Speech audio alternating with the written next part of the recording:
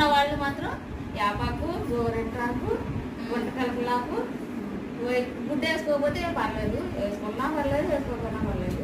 కొంతమంది ఇష్టపడరు, వేసుకోని వాళ్ళు వేసుకోవడం లేదు. యాపాకు, గోరెంటాకు, వంట కలుపులాకు, కలబంద కలబంద ఈ 3 వేసి పట్టించేసుకొని తలకి ఒక గంట మరించుకొని తల స్నానం చేసుకోవచ్చు. చుండ్రు క్రమంగా తగ్గిపోయింది. ఇది అవసరం.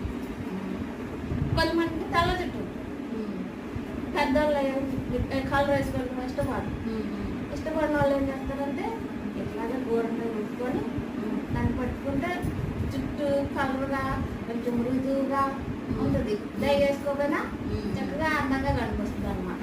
ఇదో చెక్క